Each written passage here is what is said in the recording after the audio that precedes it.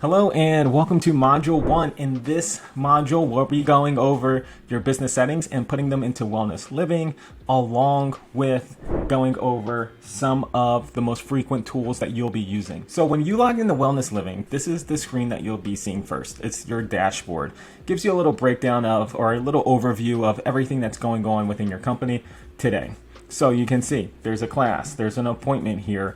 It tells me with who and who the instructor is that's going to be teaching it. And then you're going to go down and you can see your key metrics. You most likely won't be using this that much, but if you want a quick glance of what's going on, of who's booking and who's doing what, of new leads of 2024, you can do that, of May 2024. So now let's go over to the first thing that you're going to be doing when you are setting up this account. So we're going to be adding some features, some tools to this area of your dashboard. And this is actually called your navigation board. Navigation? I don't know. It's we'll see what it's called. It's your navigation something. But anyway, these are all your tools in Wellness Living. And then you can see even more by scrolling down and clicking this View All button. So now we're going to add in some tools that we'll be using. We're going to be starting with Store. So you're going to click these three little dots. You're not going to click on it. You're going to click these three little dots here and pin to your navigation bar. That's what it's called. All right, so we got our store. We're going to be using our setup. And as I'm doing this, please make sure you're following along and just copying exactly what I have here. And now we're going to our schedule and then our clients. And I'm going to leave the information that I already had up here. And if you do not have it, just make sure that you have these items here. Your reports. What else did I not go over? Add client and new alerts. This is going to allow you to see who's booking what and when, and you'll get notified when you're logged in. So I want to go over some other really important information about the dashboard, because your staff members, whether you're logged in or your staff members are logged in, they're going to be able to see this dashboard. So if you make any modifications to it, they'll be able to see it. So if you want to change my dashboard to a different name, which I don't recommend, your staff members will be able to see that. So I would suggest leaving it, because right here on your navigation bar, it says dashboard, and we don't want any confusion there. Now, another thing that I want to point out is if you scroll down to your key metrics. So your key metrics, you can see I'm booking new leads, as I mentioned before, but then you may also have another setting over here where it talks about or shows you your revenue categories and how much revenue is coming in. And you can click off of that, because you most likely won't want your staff members, or at least all of your staff members, to see the revenue of what's going on within your company. So I suggest leaving that just by clicking it X off of it. Now, there are ways where you can have key employees seeing different revenue categories, but that is going to be in your reports, which we'll go over at another time. Okay, so now we are going to move forward to our setup. So from here, please again follow along. A lot of this information is geared towards my business, Skate The Foundry. Your business will have different settings or different language depending on what you use. So we're going to just start from the top and just go down. So all this information should already be set up by you. So, but you can take a glance, your business type, find something that fits for you, and your address and all that information. Email settings. So this is from Skate The Foundry. I don't want people thinking it's from, sending emails from me, because I don't want people contacting me directly. And then I have my email that the people that can reply to. Going down to your email signatures. So I have, you can see here, just make sure that you put in some type of marketing. So you want to make sure your phone number's in there, your website, and then all your social medias. If you have the custom branded app from Wellness Living, you want to make sure that you include links to that, because you're paying for it. It's $120 a month, and you want to make sure that you are driving traffic to for people to be using it, because later on in a different module, we'll be going over how to use different tactics, different marketing tactics within that branded app to get more people to come to your location. So, but that's important. This is a good start to have people to have, generate some interest in people actually downloading that app. One other thing that I just do want to quickly mention is this reply to email. If you have someone that is working for you, either a front desk person or a administrative assistant, you want to make sure that they have their email here.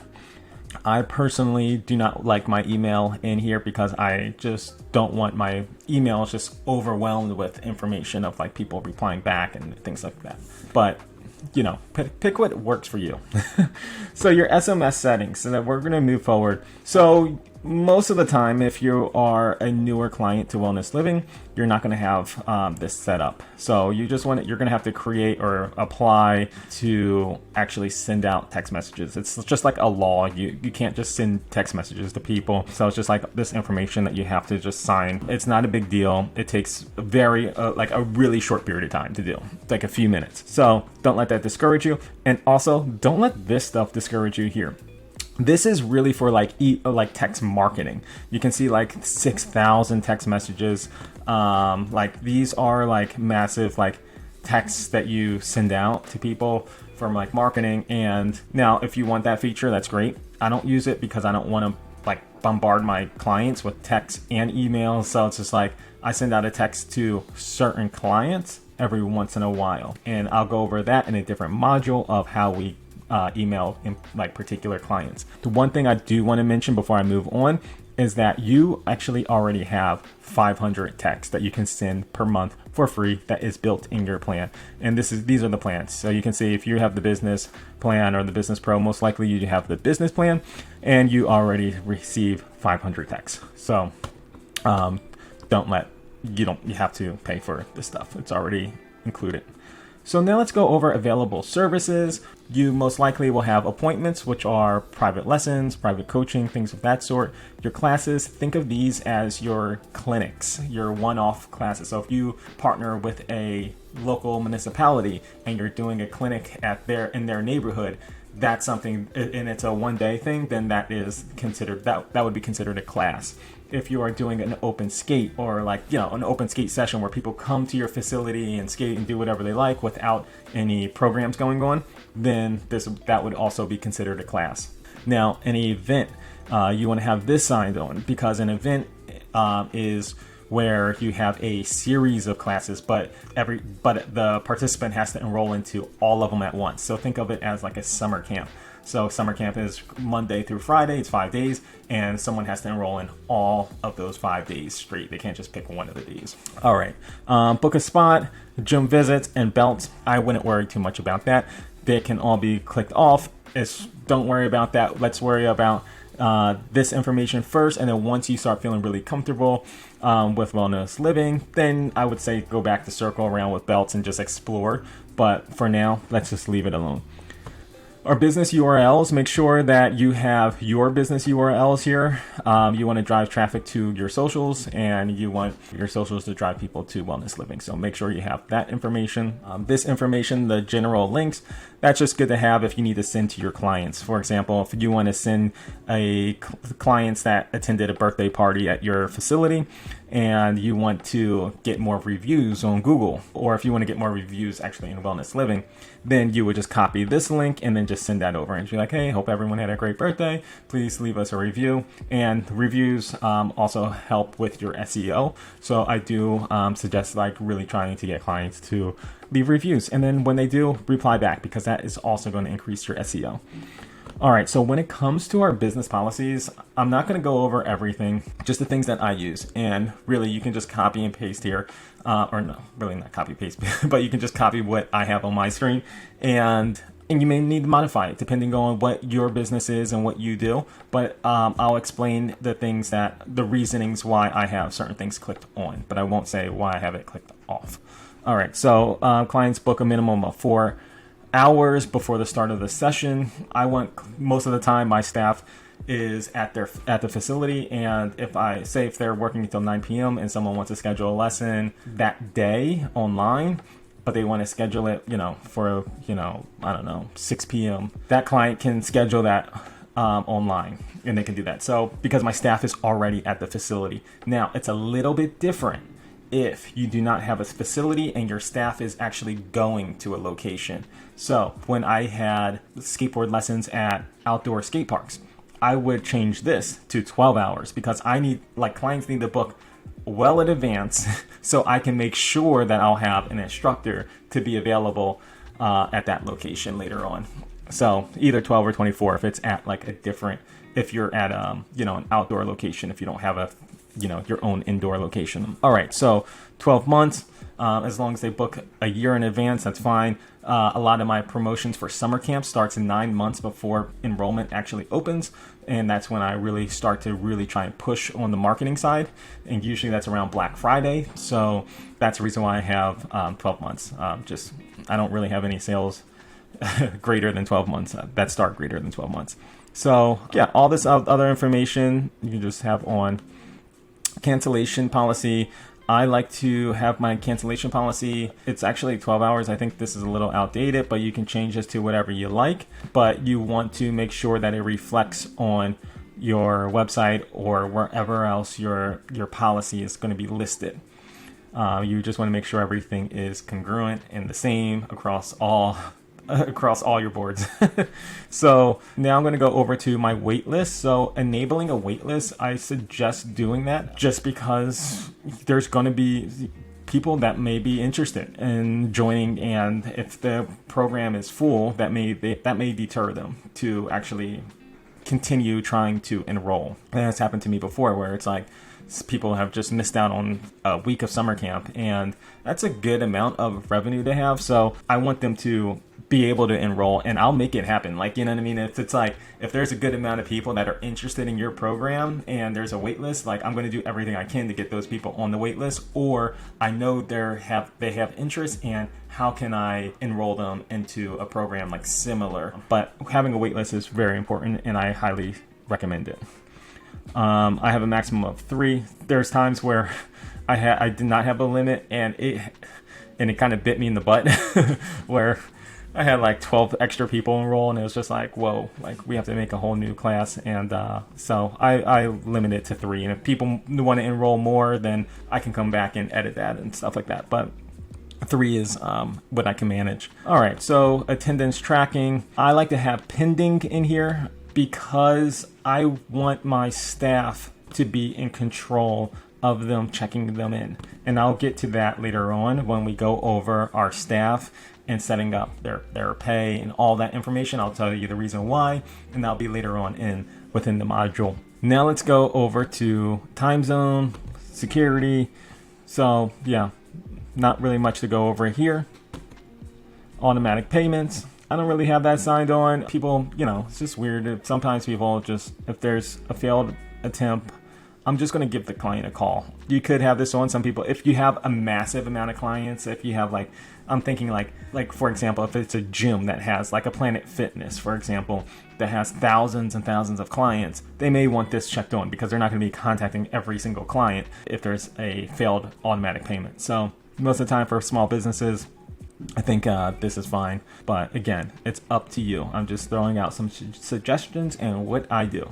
Purchase options, sign-in options, people sign in from using these different ways, and then, we don't really worry about people being vaccinated anymore. I don't know, do you? No, but anyway, we're going to move on to our online waiver. Now, with our online waiver, I am going to give you a copy. So if you go to the bottom of this module, you'll see for the PDF that you can download, and I would say modify it to what works for you. Okay, this is our waiver. It's geared for Skate The Foundry.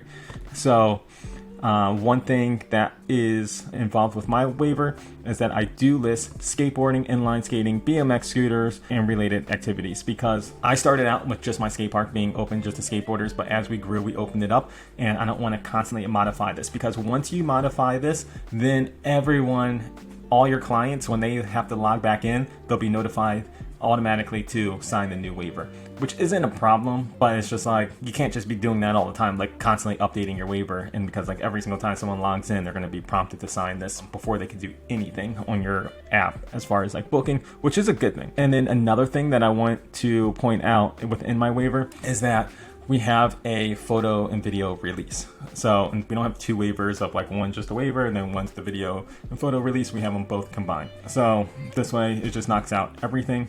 I still tell parents, like I still ask parents if I can film their kid while they're skating or learning a new trick to promote on our social media.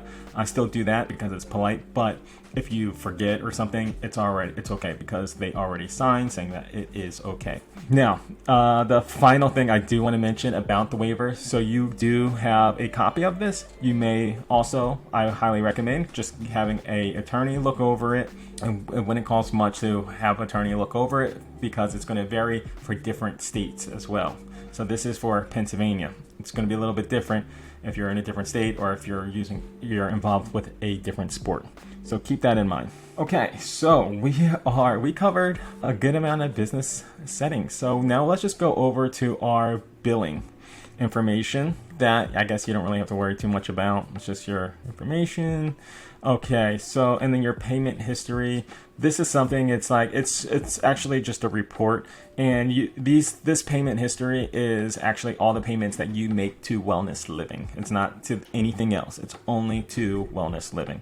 So you can modify it. You can pick today, month, or you can customize it if you just need it for a certain period of time. So keep that in mind, but this is only for your payments that you make towards Wellness Living. Okay, yeah, locations. This is the last thing that I will be going over within, well, I don't know if it's the last thing. This is maybe the last thing or the second to last thing. So we're going to go over our locations because this is important, and don't make this mistake because I did it by adding a new location, because sometimes you think of like, oh, I could just add a location. So I'm going to have my Skate The Foundry location, my indoor location. I'm also going to do lessons at this other township. So I'm going to have a location there. I'm going to do another location at this other location, all over the place. Be very careful, because every time you click this button to add a new location, you will be charged $159 to add a new location. And that's just the start, because then you're going to be, if you have the mobile app, it's going to be an additional $120 plus $99, because that's what the Apple Store charges you annually.